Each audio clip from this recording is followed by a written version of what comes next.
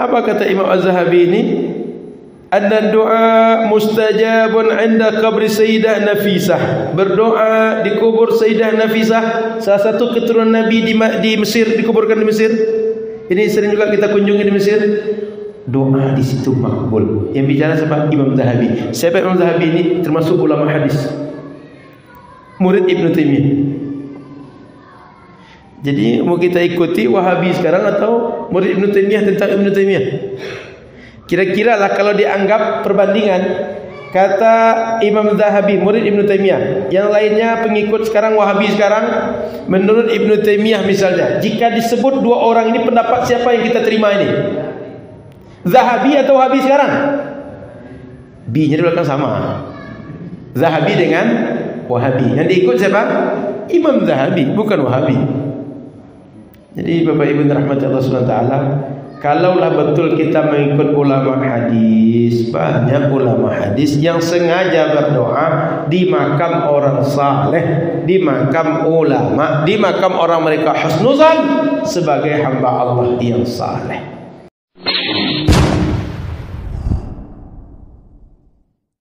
Bismillahirrahmanirrahim. Alhamdulillahirabbil alamin.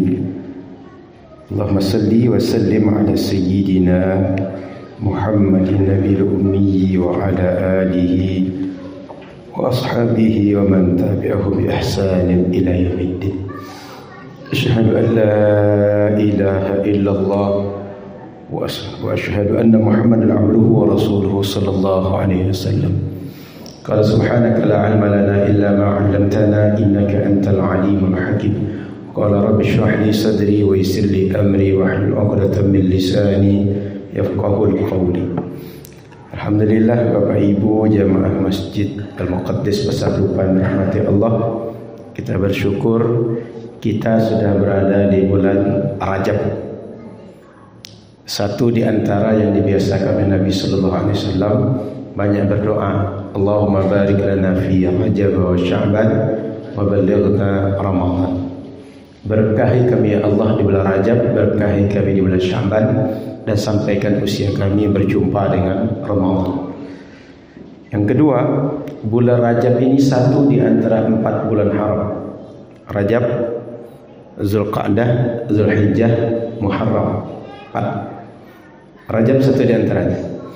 Bulan Rajab itu berarti amaliyah yang kita buat pahalanya lebih dibanding bulan yang lain, sebab dia bulan haram. Yang ketiga, apa saja amaliyah yang kita buat bulan Rajab ini, semua amaliyah yang mendekatkan diri pada Allah dapat pahala afdal di bulan Rajab.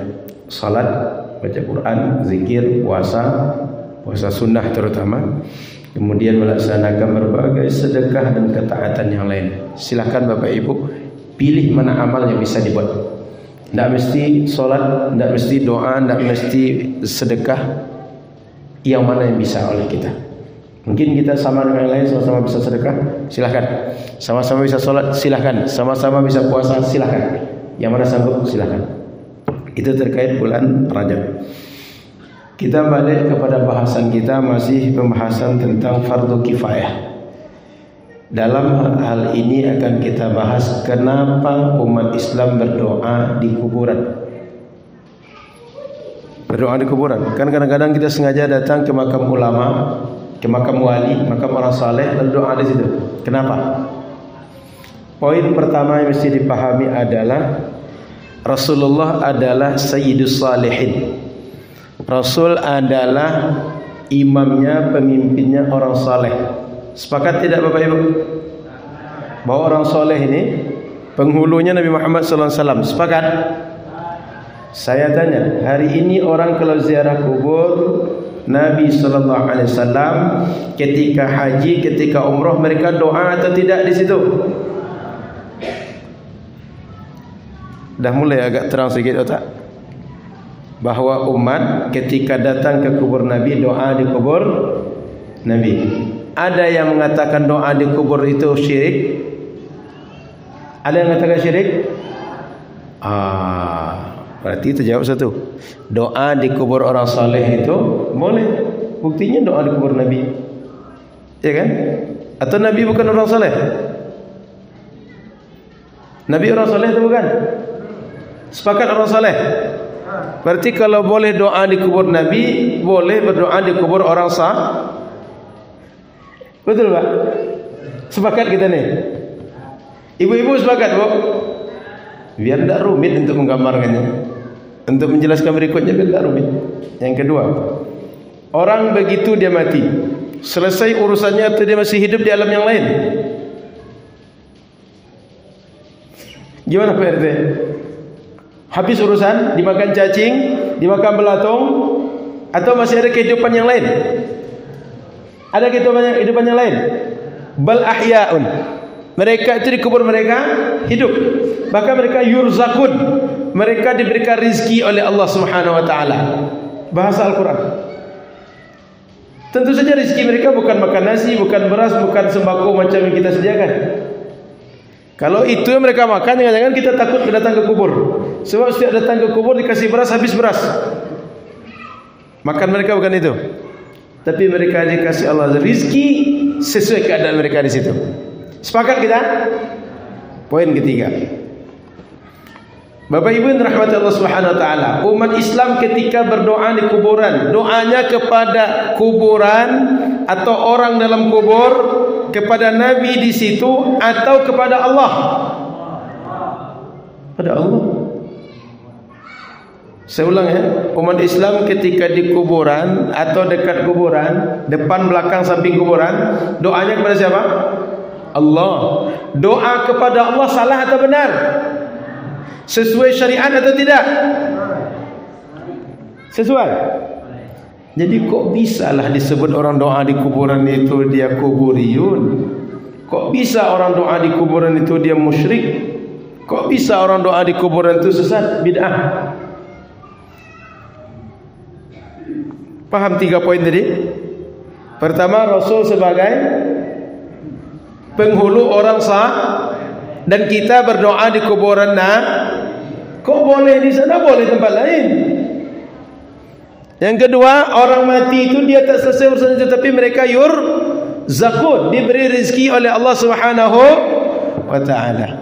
Artinya dia bisa mendapat rahmat, kita bisa mendapat rahmat. Sepakat? Yang ketiga, kita ketika di kuburan doa kita kepada Allah. Umat Islam mau doa di masjid, mau doa di kuburan, mau doa masuk kamar mandi, mau doa sebelum makan, mohon maaf, mau doa di mana saja, doanya kepada Allah. Ini clear, tak ada perbedaan kita semua. Maka oleh karena itu Syekh Adil Asy-Syu'aibi mengatakan, wa tahrid du'a 'inda quburi salihin sunnatu ahli Islam.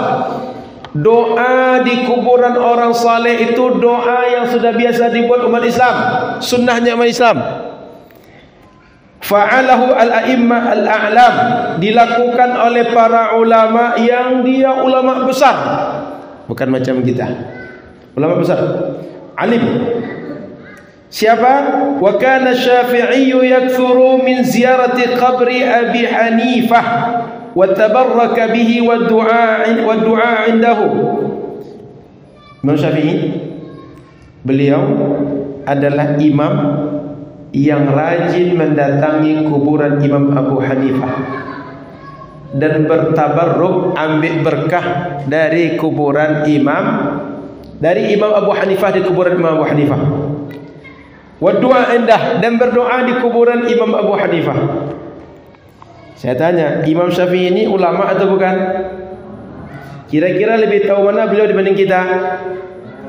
Lebih tahu beliau. Kalaulah doa di kuburan tak boleh, beliau tak akan lakukan.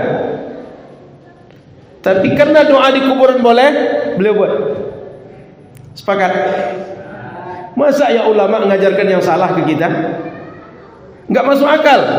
Ulama besar diikuti oleh mungkin miliaran orang, dia mengajarkan yang salah, dia membuat yang salah. Masuk akal Bapak Ibu? Lalu kita sebut dia imam ikutan? Tidak masuk akal. Yang masuk akal orang lain yang salah, bukan beliau yang salah. Sepakat kita? Wa du'a 'indah, Imam Syafi'i berdoa di kuburan Imam Abu Hanifah.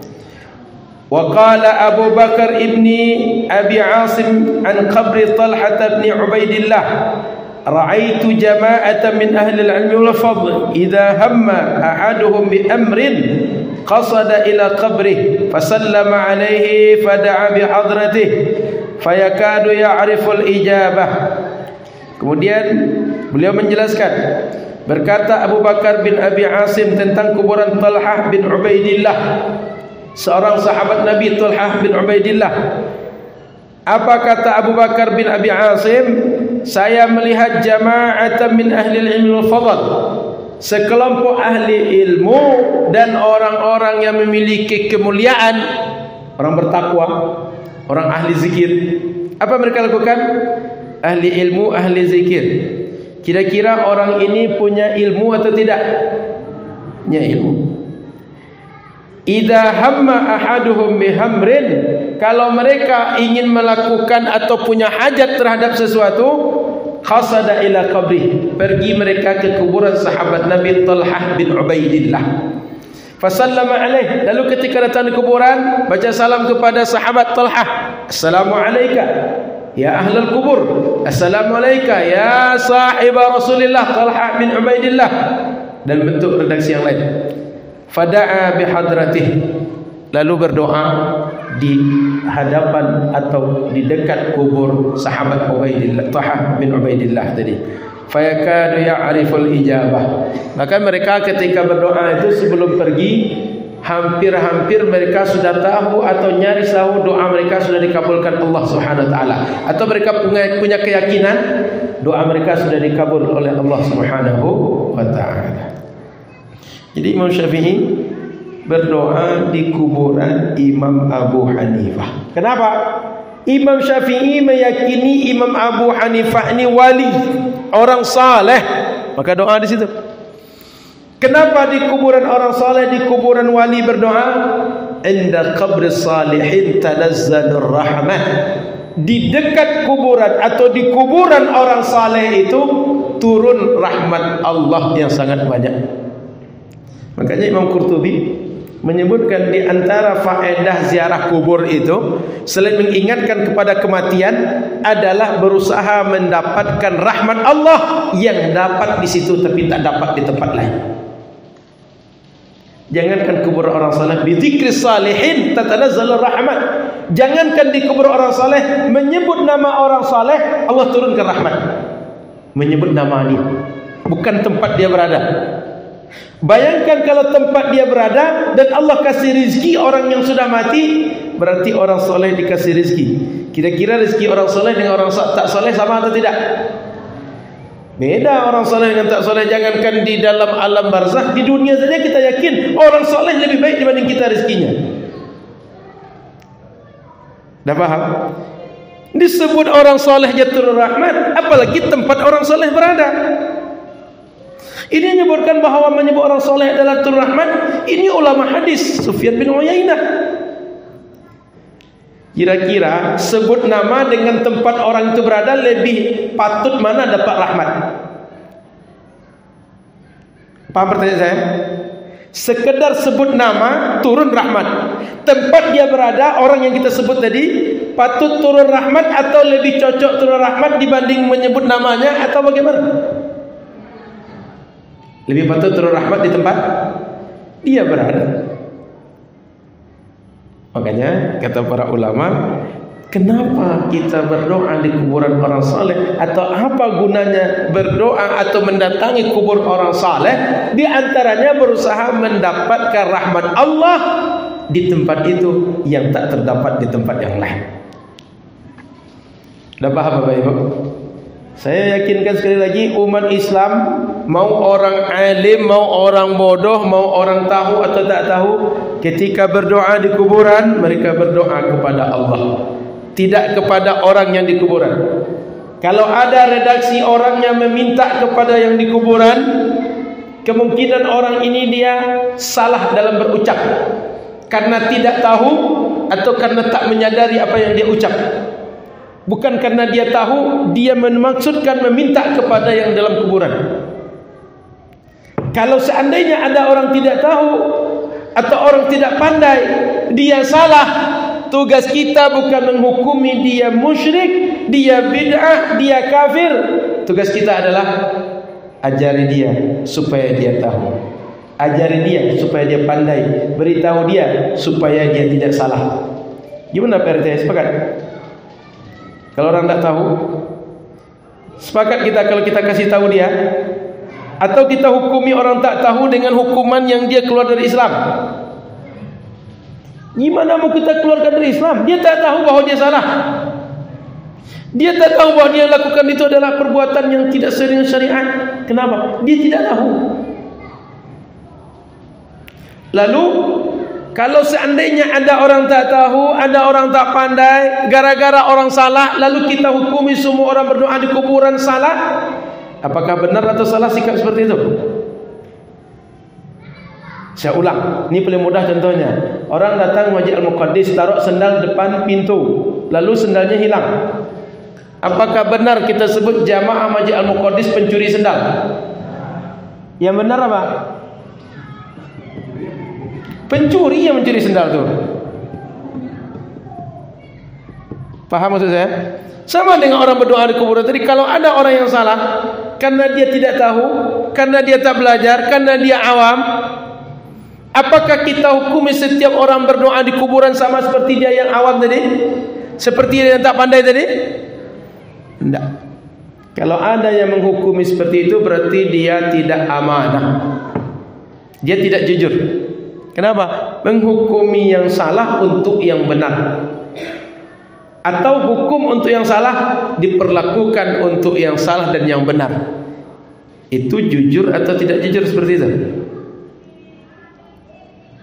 Jujur atau tidak jujur? Yang patut dihukumi salah siapa?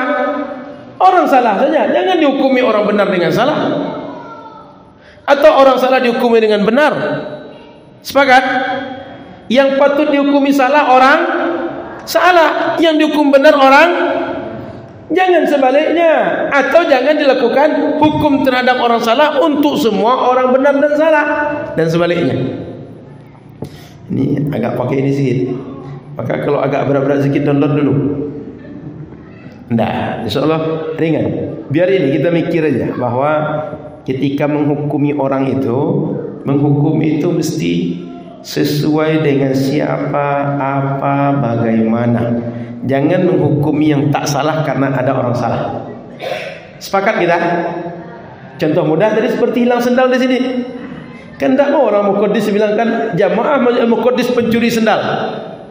Yang curi sendal itu jangan-jangan dia bukan jamaah sini. Dia cuma lewat, nampak dia, banyak sendal disusun depan pintu ni. Dia lewat di jalan kereta api menuju Jalan Sudirman. Karena nampak sendal Pak Haji Peri bagus, kok pas saja. Nomor pas. Tidak jamaah di sini, cuma sekedar ke sini ngambil sendal. Sepakat kita ya? Oke, baik. Jadi Bapak Ibu rahmati Allah SWT, para ulama banyak yang beramal seperti itu. Ulama, kenapa ulama beramal? Karena dia tahu Allah memberikan rahmat di tempat itu lebih dibanding tempat lain. Kenapa dia berikan rahmat lebih di tempat itu? Karena hambanya yang dicintai ada di situ. Kan tadi kita sudah sepakat kan bahwa setelah kehidupan mati, setelah hidup di dunia ini, urusan tidak selesai. Orang mati makan belatung, orang mati lalu habis oleh nyamuk, oleh cacing, oleh semua ulat-ulat, lalu selesai urusan. Sepakat kita kan?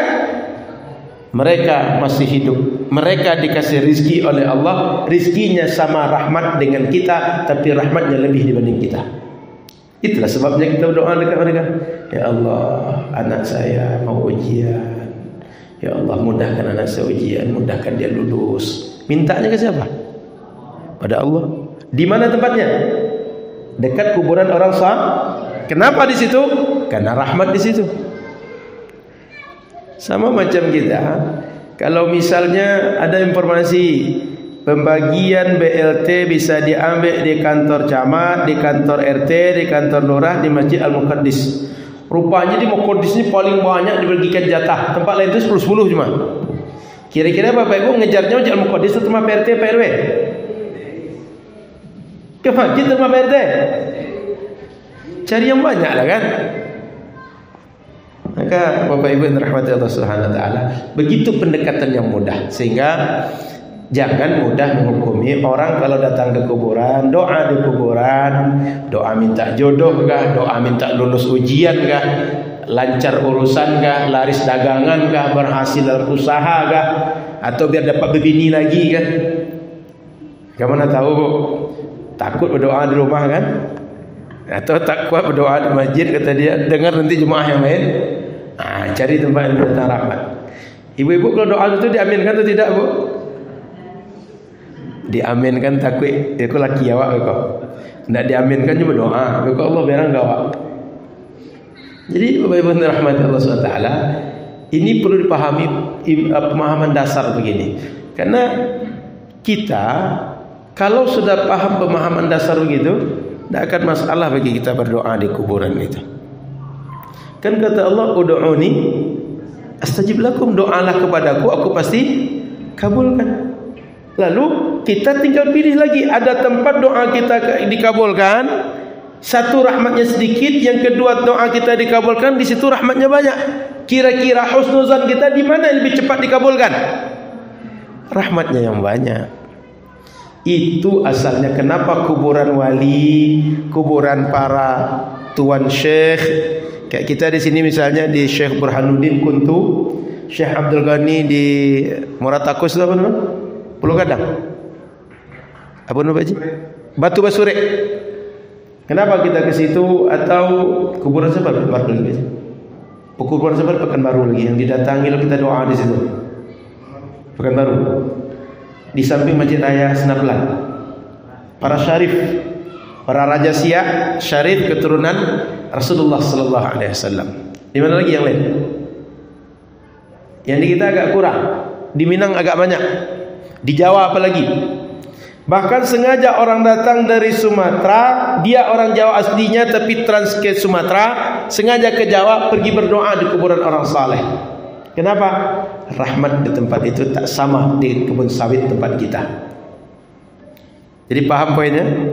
Oke. Saya lanjut. Tadi Imam Syafi'i di makam kubur Imam Abu Hanifah. Sudah itu para ahli ilmu di makam kubur sahabat Talhah bin Ubaidillah. Lanjut.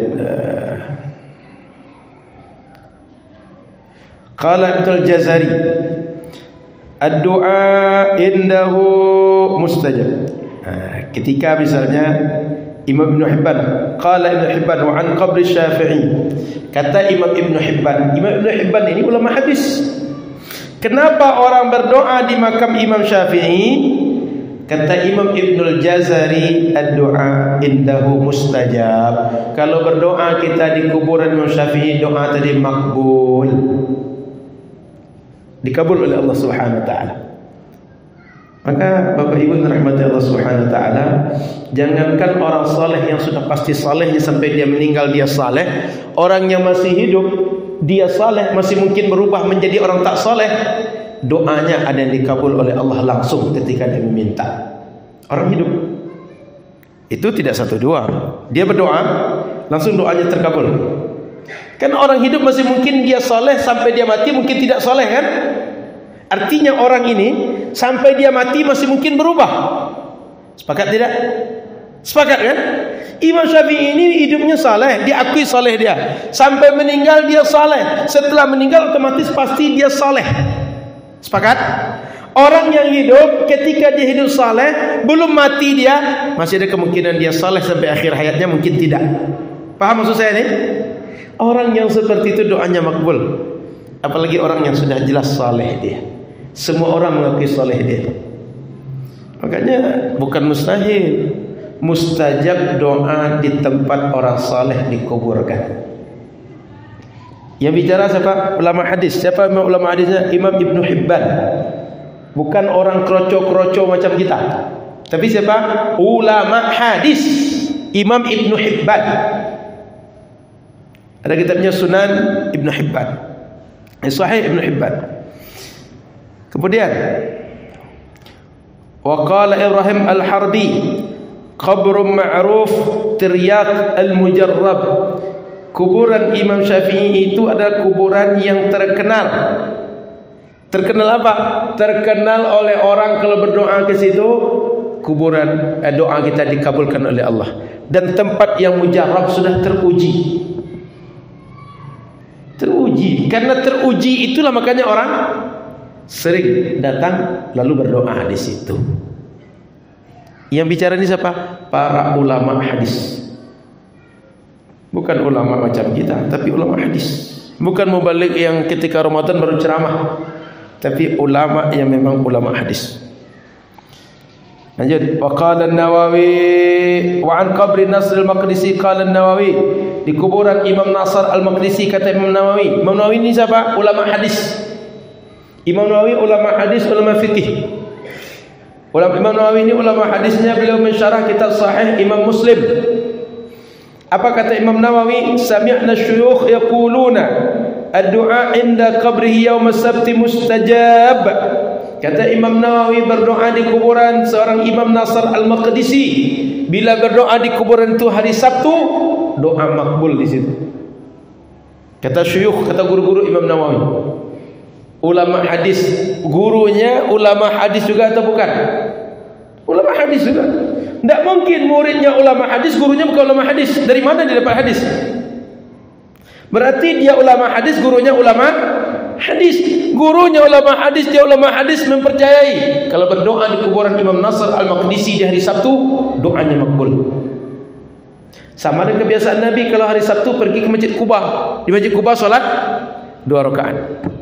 Sehingga kalau jemaah umrah senang sekali jika hari Sabtu ziarah ke Madinah, lalu ziarah ke Madinahnya ke Masjid Quba di antaranya, dapat amaliyah yang sama dengan Nabi biasa salat di Masjid Quba 2 rakaat setiap hari Sabtu.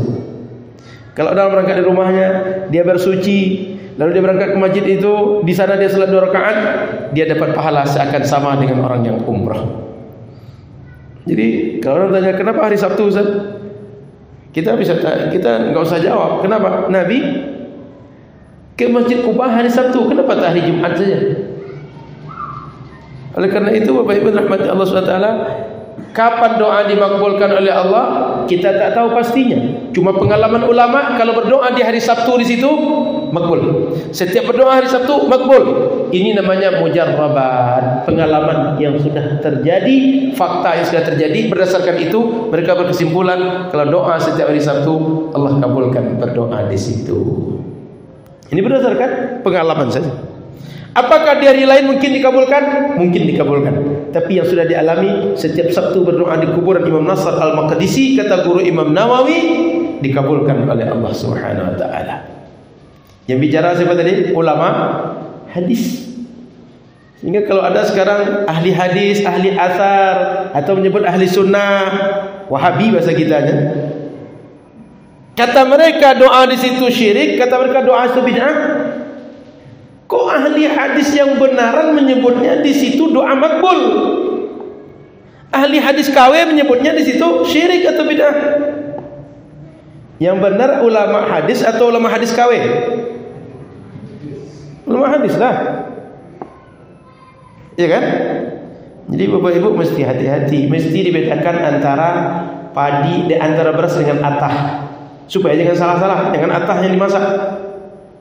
Tahu Bapak atah itu? Apa maksud saya atah itu Pak Haji? Bareh jo atah itu?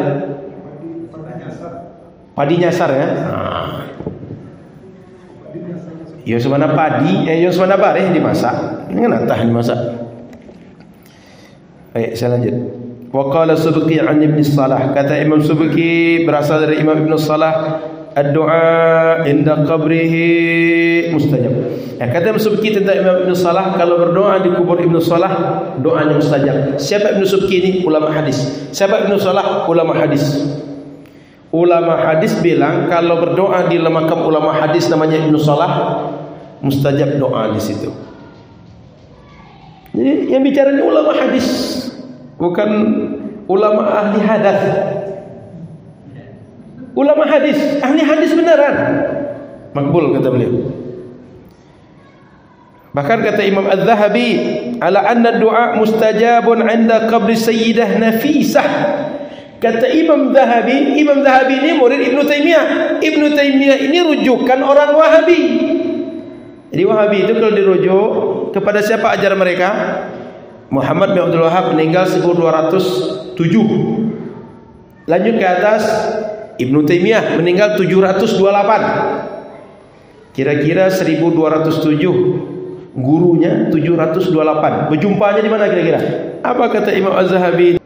Talakinya di mana? Mungkin mereka talaki dalam barzakh. Lalu murid-murid belakangan tahu hasil talaki mereka begini rupanya. Paham maksud saya? Gurunya 728 meninggal, muridnya meninggal 1207. Jangan-jangan murid ini usianya panjang. Jangan-jangan usianya 500 tahun lebih sedikit. Mana tahu keturunan Fir'aun dia.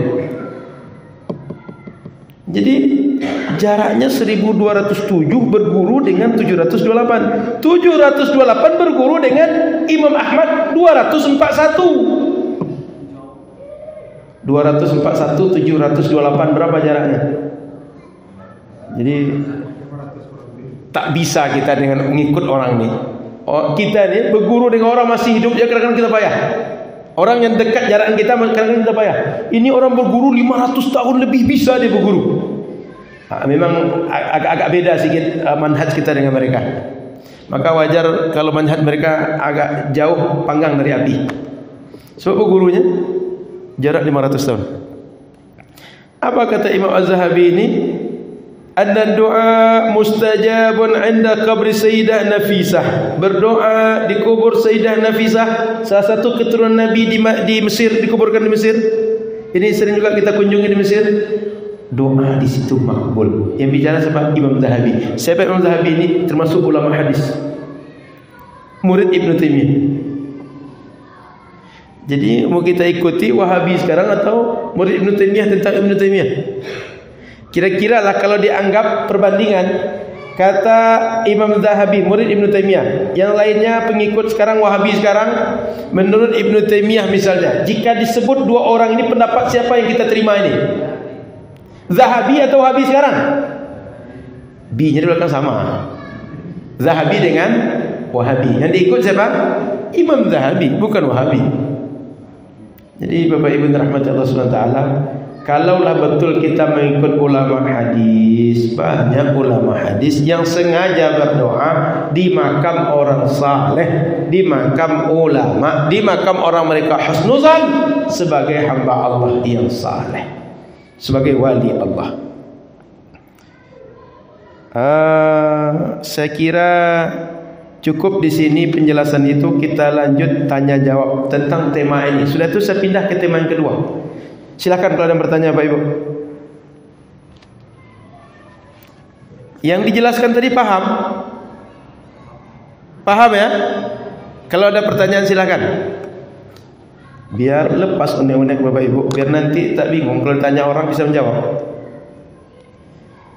Kalau tak ada saya kasih jurus. Jika ada orang Wahabi bilang tak boleh berdoa di kuburan, katanya doa di sana syirik, doa sana bid'ah, tanya balik mereka apa dalilnya tak boleh. Tanya balik ke mereka apa dalilnya syirik, tanya balik kepada mereka apa dalilnya itu bid'ah. Paham Bapak Ibu? Kalau mereka bilang tak boleh, bilang tanya apa dalilnya tak boleh. Paham? Ini ulama hadis yang melakukan. Mungkin ulama hadis ini beramal tanpa dalil. Ulama hadis karena tahu hadis lah, karena ada dalil lah dia berbuat. Paham? Jadi tanya balik. Kalau ada orang Wahabi bilang tak boleh, tanya apa dalilnya tak boleh.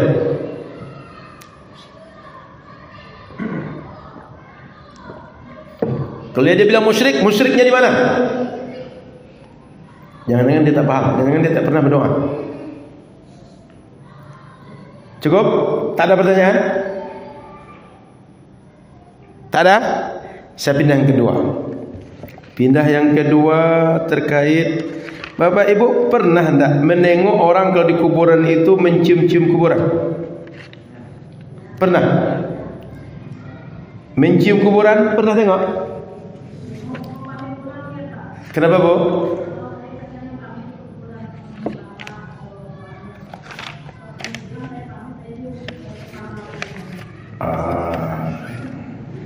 Baik. Bapak Ibu yang dirahmati Allah Subhanahu wa taala, biasanya kenapa orang-orang dia memeluk atau mencium kuburan? Kenapa? Kebanyakan terjadi. Ini sebagai ungkapan rasa cinta, rasa dekat dengan yang dikubur. Sama dengan kita. Kalau misalnya ada sesuatu yang kita senang itu, kadang ada pakaian atau ada oleh-oleh dikasih orang. Bang, saya baru balik di Makkah. Ini baju koko, baju jalabiah tu abang. Jalabiah tu baju macam ini. Apa yang lakukan orang tadi? Apa dibuat dia? Ya Allah, alhamdulillah ada sakit. Ya kan? Kadang dipeluk ke badan dia. Betul? Alhamdulillah ya Allah. Ya kan? Betul?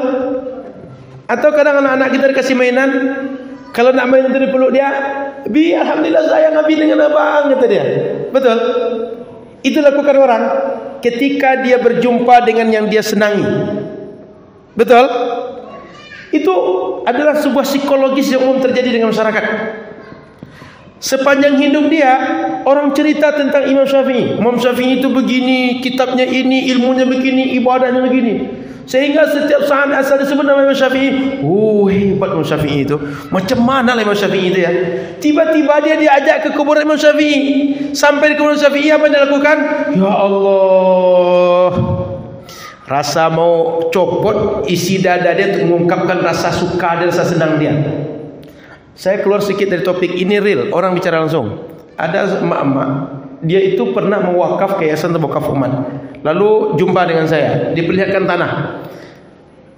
2 pekan setelah itu lebih kurang, saya ajak Ustaz Somad, tengok Ustaz, ini mak ini niat wakaf. Tanahnya gini. Saya tak tahu kalau mak itu sedang berada di rumah samping tanah itu. Saya cuma bawa Ustaz Somad itu tanpa kasih tahu keluarga itu, karena saya pernah ditunjukkan bahwa ini tanah yang dikasih. Tanah mau diwakafkan. Lalu kami tengoklah tanah tadi. Setelah tengok, rupanya orang sebelah rumah dari mak tadi ngasih tahu, Ustaz, mak ada di dalam, mau jumpa dengan mak tadi. Kalau ada boleh, kata saya. Rupanya beliau dalam kamar mandi. Sehingga karena kamar mandi kami tak langsung jumpa, kami tengok dulu tanah. Setelah selesai tengok tanah, baru kami datang ke rumahnya. Dia dah selesai solat 2 rakaat. Mungkin waktu itu karena waktu duha, dia solat duha.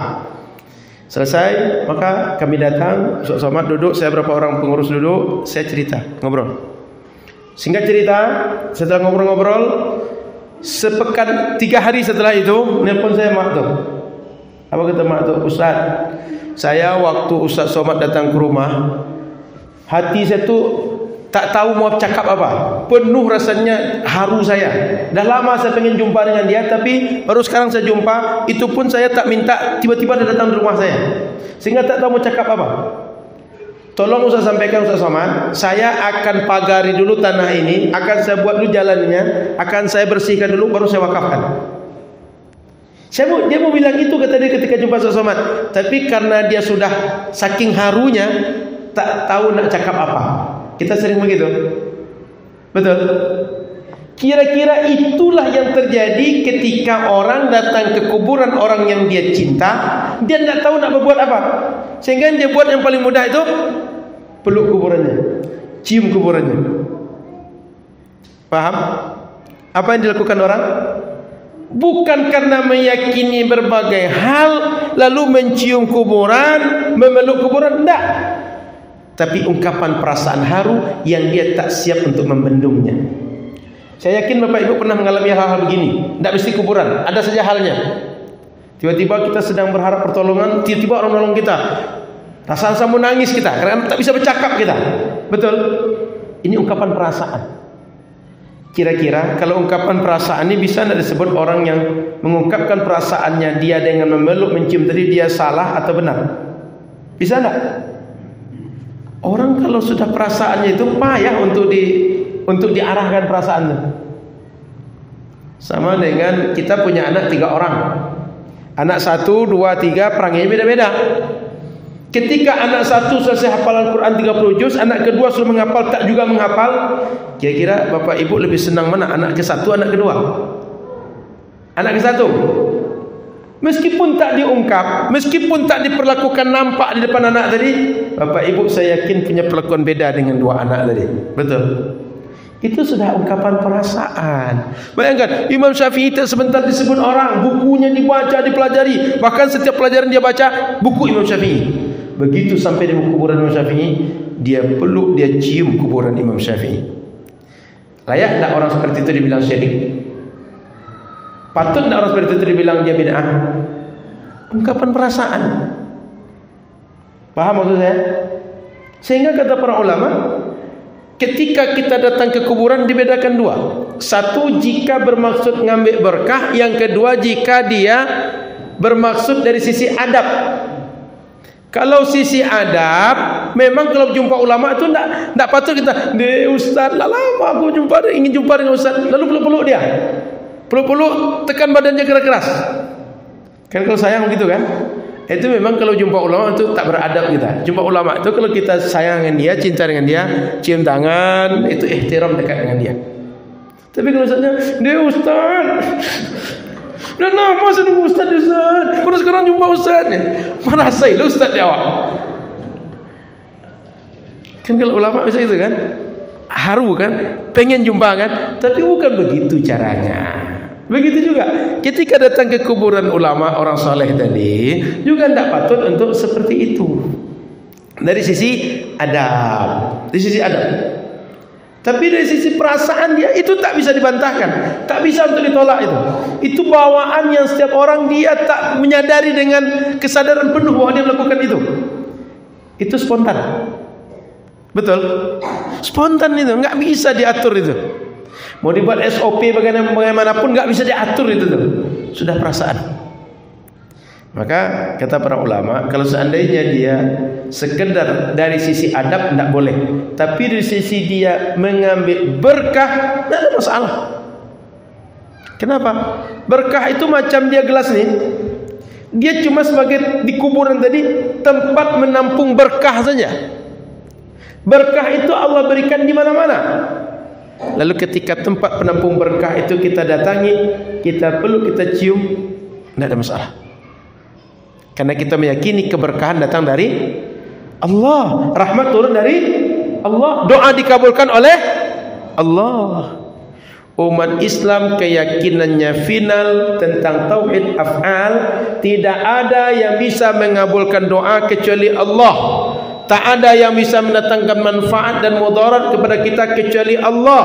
Kalau kita minum, tak ada yang bisa mendatangkan rasa lepas dahaga kecuali Allah. Kalau kita makan, tak ada yang menghilangkan rasa lapar lalu timbul rasa kenyang kecuali Allah. Bukan nasi yang mengenyangkan, bukan air yang menghilangkan dahaga. Sama dengan kita ketika berobat, bukan obat yang menyembuhkan, bukan dokter yang menyembuhkan, tapi Allah yang memberikan sembuh. Ketika kita berobat ke dokter, ketika kita konsumsi obat yang datang dari dokter. Sepakat kita Bapak Ibu? Maka ketika kita di kuburan, mau namanya tabarruk, mau namanya tawassul, mau namanya istighatsah, semuanya minta kepada Allah. Azan isya dah. 2 menit lagi. Jam ini yang lambat atau jam orang tu cepat? Orang tu cepat. Kalau berbuka Bapak Ibu nanti hati-hati. 2 menit jaraknya. Tolong segera koreksi Pak Ji. Kondak sini koreksi itu koreksi. Takutnya ni jemaah sekitar sini.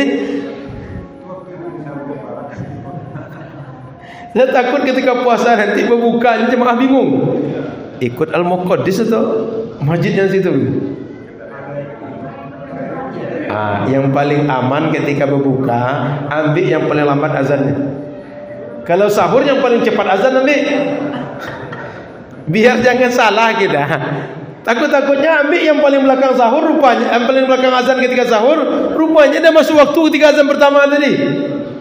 Kita melakukan membatalkan puasa di waktu sudah puasa. Begitu juga ketika qomat. Cuma kalau orang awak ini, Kalau bisa sahur yang terakhir, berbuka yang paling depan. Sehingga setiap azan itu selesai azan maghrib aja. Baru zuhur azan, ini azan maghrib atau azan zuhur? Jadi nanti saya ingatkan hati-hati, karena ini 2 menit jaraknya, bukan lagi sekitar 10 detik tapi 2 menit. Ini bahaya tuh puasa nanti. Baik, Bapak Ibu yang dirahmati Allah Subhanahu wa taala, maka kata para ulama hadis, karena kata para ulama fuqaha seperti Imam Ibnu Hajar, Imam Ramli mengatakan fa in qasadahu fala karahah.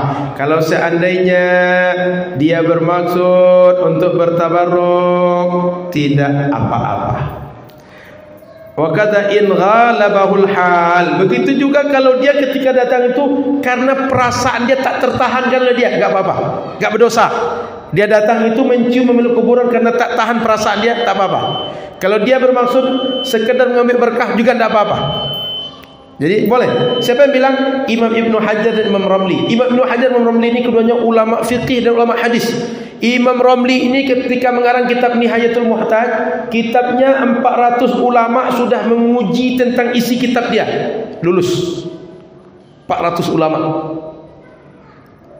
Kira-kira Wahabi sekarang ini ketika ceramah berapa ulama sudah menguji dia? Paham maksudnya? 400 ulama yang menguji dia. Ketika dia mengatakan boleh seperti wa ajazahu ba'dul hanabilah, dan diperbolehkan juga mencium kuburan tadi, meluk kuburan tadi oleh sebagian ulama mazhab Hambali. Wa ba'du fuqaha al-hadis, begitu juga para fuqaha al-hadis seperti Imam Zahabi, Imam Al-Alai, Imam Al-Iraqi. Begitu juga kata Imam Ahmad, begitu juga Imam Ahmad kata Imam Zahabi, annahu su'ila an taqbili mimbarin Nabi sallallahu alaihi wasallam wa taqbili qabrih. Imam Ahmad ditanya, Imam, gimana hukumnya mencium mimbar Nabi? Mimbar Nabi khutbah di Madinah dan mencium kubur Nabi. Falam yara bihi ba'san. Imam Ahmad menyebutnya tak ada masalah. Siapa Imam Ahmad? Imam Ahmad tadi ikutan dari Ibnu Taimiyah. Ibnu Taimiyah ikutan dari Muhammad bin Abdul Wahab. Wahabi sekarang ikutannya ke atas begitulah. Jadi imam mereka mengatakan boleh. Kok bisa makmumnya mengatakan tak boleh? Paham? Jadi jangan-jangan mereka tak paham dengan kata imam mereka. Saya kira ini saja diantaranya, bahwa mencium kuburan, menyentuh kuburan tak ada masalah. Secara akidah tak ada masalah. Secara fikih tak ada masalah. Yang sudah menyatakan boleh dan mengizinkan para ulama hadis, para ulama fikih. Wallahu a'lam. InsyaAllah kita sambung di pekan-pekan berikutnya. Mudah-mudahan Allah berikan kita taufik dan hidayah untuk makin lama makin bagus amal kita, makin dekat dengan Allah Subhanahu wa taala. Terima kasih. Mohon maaf salah dan kurang. Subhanakallahumma bihamdika, asyhadu an la ilaha illa anta, astaghfiruka wa atubu ilaika. Assalamualaikum warahmatullahi wabarakatuh.